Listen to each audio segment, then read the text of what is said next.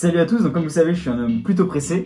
Antonin, qu'est-ce que c'est que ce masque? Bah tu sais, c'est le port du masque qui se généralise un peu partout en France dans l'espace public. Mais qu'est-ce que tu racontes? T'es chez toi, là, t'es pas dans l'espace public.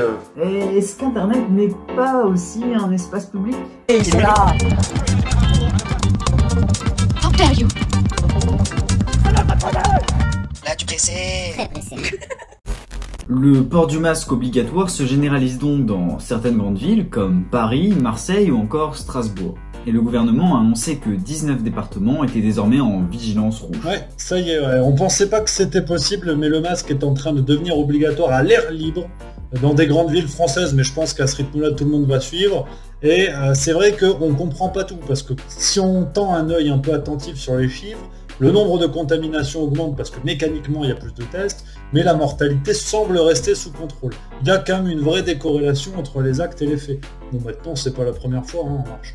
Oui, et d'ailleurs, alors que le nombre de cas est en forte hausse ces dernières semaines, mais que le nombre de morts reste relativement faible, Emmanuel Macron a annoncé l'éventualité d'un possible reconfinement. Ouais, un retour au confinement, c'est vrai que c'est plus à exclure aujourd'hui. Je vais pouvoir retrouver mon meilleur ami le frigo dans ce cas-là, mais c'est vrai que le plus effrayant, c'est que s'il y a reconfinement, on ne sait pas du tout quels sont les objectifs, quand est-ce qu'on va pouvoir en sortir ou quand est-ce que les autorités vont vouloir nous mettre en confinement. Si la barre des morts, du nombre de morts dépasse X ou Y, on ne sait rien, c'est formidable. Oui, non, mais c'est sûr que ça paraît compliqué de continuer indéfiniment sur confinement, puis déconfinement dès que c'est les vacances, parce que c'est quand même cool d'aller en vacances, puis reconfinement quand on reprend l'activité professionnelle. Ouais, surtout qu'on confine, on déconfine, hein, c'est la danse qui ne s'arrête plus, mais sans aucune étude scientifique qui pour l'instant prouve l'intérêt du confinement. C'est ça la magie. Donc, tout ça en attendant le vaccin.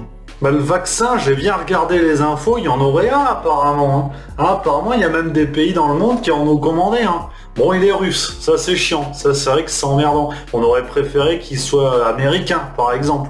Je dis ça au hasard. Mais tu sens que bon, le vaccin, tout le monde l'attend, mais quand même, ce serait bien qu'il ait les habits des gentils quand même. Et puis c'est sûr que le gouvernement a tout fait pour toutes les activités professionnelles pour être sûr que ce confinement ne leur nuise pas. On pense notamment à la culture, aux intermittents du spectacle. Ah, pour les intermittents, je suis à moitié d'accord. Hein. T'as quand même une troupe d'humoristes qui, depuis mars, se produit dans tous les médias, dans toute la France. Ils ont un succès international, ça s'appelle le gouvernement. Hein. Ah, puis tiens, il y a un sujet qui me vient en tête, je voulais en papoter avec toi. Les États-Unis, après George Floyd, Jacob Blake, et c'est reparti, hein. Black Lives Matter à fond. Là, on est reparti avec encore une affaire qui soulève beaucoup d'interrogations. Oui, enfin Rémi, c'est quand même ahurissant que des jeunes noirs américains comme Jacob Blake cette semaine se fassent tirer dessus et que des images aussi terribles existent encore de nos jours. Non ?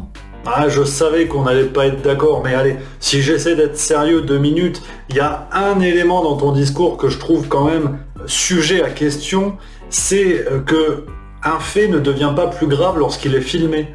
En France, on a aussi des histoires sordides ces derniers mois. On a eu le cas d'Axel Dorier, traîné sur plusieurs centaines de mètres par une voiture. Il n'y a pas eu d'image. Est-ce que ça rend l'événement moins grave? Donc il faut être prudent avec ça. Et il faut aussi faire attention aux antécédents. Parce qu'une image isole un événement, mais on ne sait pas ce qui se passe avant, on ne sait pas ce qui se passe après.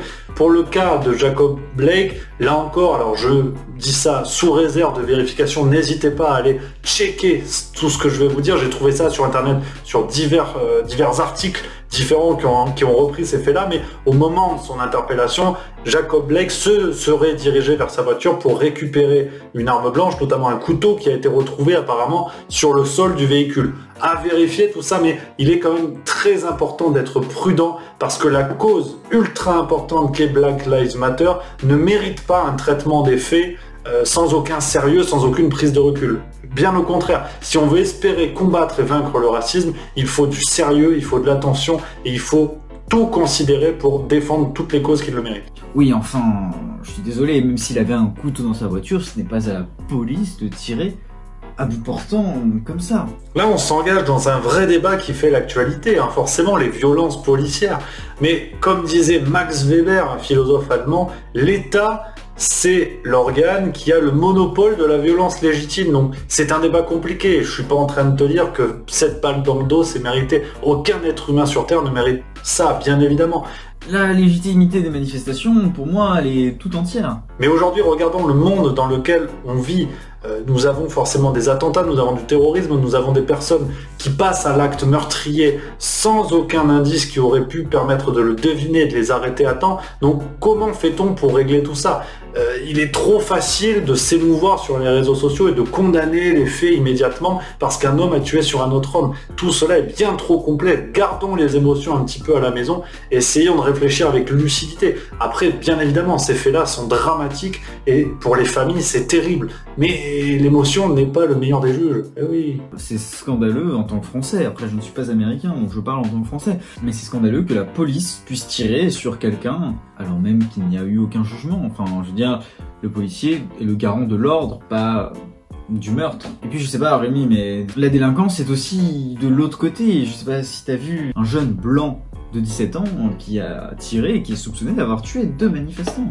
Et pour moi, les États-Unis sont encore dans un film des années 50, c'est-à-dire qu'ils croient encore aux bons et aux mauvais dans la vraie vie, et visiblement, ils voient encore la vie en noir et blanc.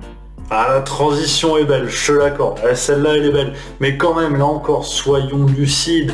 Il n'y a pas besoin d'aller aux États-Unis pour voir des meurtres, pour voir des agressions terribles. Donc avant d'aller faire des leçons de l'autre côté de l'Atlantique, regardons ce qu'il y a dans notre pays pour se garder de tout ça, effectivement. Actu suivante. Ah, c'est le grand feuilleton de la semaine, Rémi. Je sais pas si t'as suivi, mais c'est Messi. Lionel Messi, pas le Messi, pas Jésus-Christ, le Messi qui est venu sur Terre pour sauver tout le monde. Enfin, non, pas celui-là. Voilà, vous avez compris, ce n'est pas celui-là. Messi, donc, va probablement quitter le Barça pour rejoindre peut-être le Paris Saint-Germain, Manchester City, ou... Ouais, tout le monde est sur le coup. Apparemment, Nîmes Olympique aurait fait une offre avec 15 € et une demi-aubergine. Donc là, c'est vraiment le transfert du moment. Tu penses vraiment qu'il va quitter le Barça ? Je pense qu'il va partir partout où il peut pour une raison simple, qui n'a pas grand chose à voir avec le football, mais l'exil fiscal. Ah, Messi, il aime bien ça, tu connais. Ah, attends, il a déjà été condamné en Espagne quand même. Il a failli aller en prison, le gamin, donc attention. Moi, je crois pas. Je pose ça là. Il ne quittera pas le Barça. Voilà, donc, je pense qu'on a tout dit, Rémi. Un beau petit tour d'horizon. Là, on est bien, on est pas mal, ouais. Oui, bah écoutez, si vous appréciez ce format, n'hésitez pas à nous suivre, à vous abonner à la chaîne du Crayon, à vous abonner à la chaîne de Rémi, à me suivre sur Instagram, à suivre Rémi sur Instagram. On se retrouve normalement la semaine prochaine. Rémi, on se dit la semaine prochaine ? La semaine prochaine, ça marche, mais il y a intérêt de parler Tour de France. Attention, la petite reine, c'est mon dada. Ok, parfait. Bah vous me connaissez, je suis un homme plutôt pressé. Salut.